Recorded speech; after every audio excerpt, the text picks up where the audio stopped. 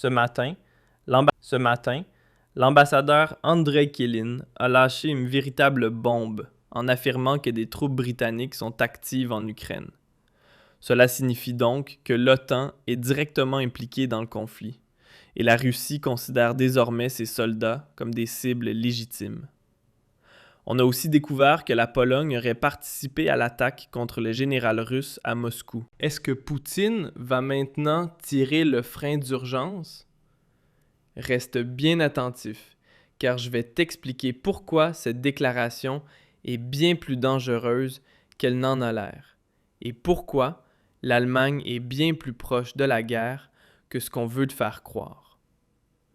Depuis un bon moment déjà, des rumeurs circulent sur une implication militaire directe de l'Occident en Ukraine, et nos dirigeants ne prennent même plus la peine de le cacher. Pistorius veut rendre l'Allemagne apte à la guerre, tandis que Macron et Starmer rêvent d'envoyer des troupes sur place sans plus attendre.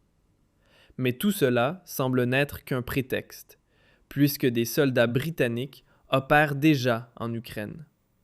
Starmer attend juste un motif officiel pour l'annoncer et envoyer du renfort. Les troupes britanniques sont bel et bien présentes sur le terrain en Ukraine. Le gouvernement britannique est profondément impliqué, reflétant une stratégie visant à contenir la Russie, affirme Kelin dans une interview publiée lundi par RIA Novosti. Le Royaume-Uni dicte la ligne politique à Kiev, partage des informations des services secrets et combat aux côtés des forces ukrainiennes. Nous avons donc parfaitement le droit de considérer Londres comme une partie belligérante. Kelin ajoute même « Des planificateurs militaires britanniques sont stationnés à l'ambassade à Kiev. » Et c'est ici que la situation dépasse le cadre politique pour devenir une menace militaire extrêmement grave. Car cette révélation sur l'implication directe des Britanniques dans la guerre est déjà explosive, mais voilà que Poutine dispose maintenant d'une cible claire, l'ambassade britannique à Kiev. Si les Britanniques y placent réellement leur personnel militaire et les laissent opérer depuis cet endroit, alors il ne serait guère surprenant que Poutine y envoie bientôt quelques missiles. Et là, les choses deviennent critiques, car il ne s'agirait plus d'un simple acte de guerre, mais d'un message sans équivoque adressé à l'Angleterre, avec des conséquences potentiellement dévastatrices. Et non, je ne parle pas ici du déclenchement de l'article 5 de l'OTAN, car c'est justement là que les médias nous mentent. L'escalade réelle commence ailleurs. Le Royaume-Uni réagirait immédiatement par des contre-mesures militaires, comme des attaques clandestines, des cyberattaques ou des opérations secrètes. Ce qui, au fond, importe peu à la Russie, puisque les Britanniques mènent déjà depuis longtemps une guerre non déclarée contre elle. Et si tu crois encore qu'il ne s'agit que de spéculations politiques, alors écoute bien ce qui suit, car c'est là que tout s'effondre. Il y a peu, l'Angleterre a dû confirmer officiellement pour la première fois la mort d'un de ses soldats en Ukraine. Le ministère britannique de la Défense a annoncé qu'un militaire britannique avait été tué lors d'un incident non précisé survenu en Ukraine. C'est avec un profond regret, dit le communiqué, que nous devons annoncer la mort ce matin d'un membre des forces armées britanniques en Ukraine.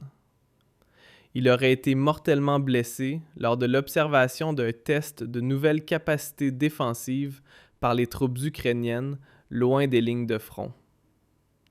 Mais peu importe ce qui s'est réellement passé, à partir de maintenant, il n'y a plus de retour possible. C'est désormais officiel. Des soldats occidentaux meurent dans cette guerre. L'homme en question s'appelait George Hooley, caporal des parachutistes britanniques, et tout le monde devine aisément ce que des parachutistes font en Ukraine. Alors, selon toi, s'agissait-il d'un accident ou bien d'un tir russe? Quoi qu'il en soit, C'est la première fois que le gouvernement britannique confirme publiquement la perte d'un de ses soldats en Ukraine. Combien ils sont réellement, personne ne le sait. Mais celui-ci, on n'a plus réussi à le cacher. Et si vous pensiez que c'était déjà le sommet de l'affaire, détrompez-vous. Vous vous souvenez sans doute de l'assassinat, la semaine dernière, du vice-général des services secrets russes à Moscou. L'Ukraine a bien sûr nié toute implication, mais désormais, le suspect est entre les mains des autorités, et il raconte une toute autre version. Le principal accusé dans l'affaire a reconnu avoir travaillé pour Kiev. Selon ses propres dires, il figurait sur la liste de paix ukrainienne lorsqu'il a reçu l'ordre d'éliminer Vladimir Alexeyev. Il a aussi avoué avoir vécu en Russie comme agent dormant, être payé mensuellement par l'Ukraine et qu'il devait toucher un bonus pour cette mission avant de s'enfuir par Dubaï puis la Roumanie pour rejoindre l'Ukraine. Mais à Dubaï, il a été arrêté et aussitôt extradé vers la Russie. Pas de chance, dirait-on. Mais, mes chers spectateurs, là, on entre dans une zone vraiment dangereuse. Ouvrez grand les oreilles, car lors de son aveu, il a été révélé que la Pologne avait également participé à cette opération secrète. Et c'est là que le conflit devient pleinement européen. La Pologne impliquée dans l'assassinat d'un général russe.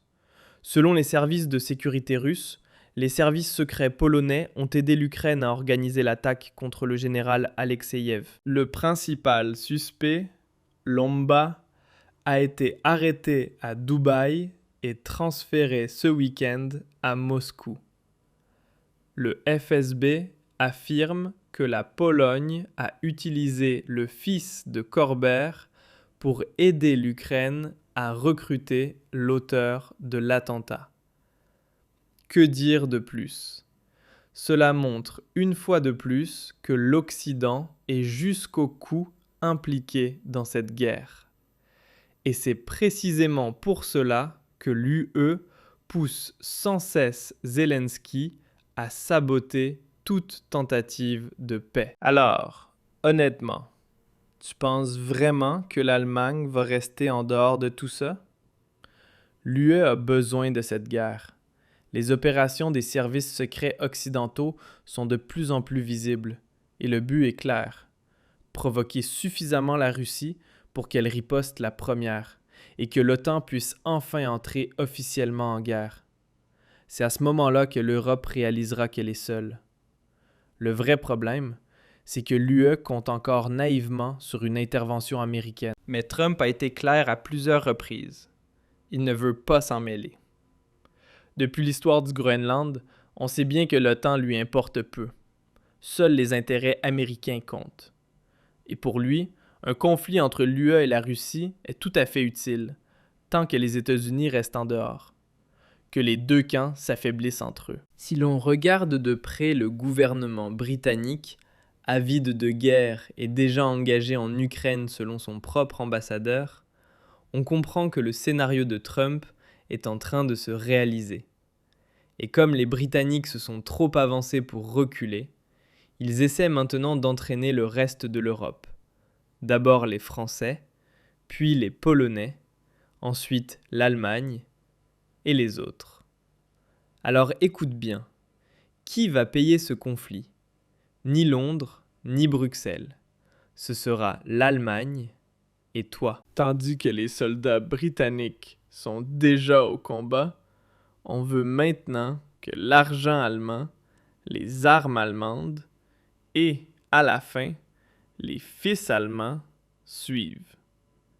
Les mêmes politiciens qui t'ont menti sur le gaz, l'immigration et l'inflation veulent maintenant te rassurer. Pas d'inquiétude, ça n'ira pas plus loin. Mais on y est déjà, et l'Allemagne est en train d'être happée, que tu le veuilles ou non. Si on ne l'arrête pas maintenant, d'autres décideront pour nous, et nous paierons l'addition. Alors dis-moi franchement, penses-tu que l'Allemagne sera entraînée dans cette guerre, oui ou non?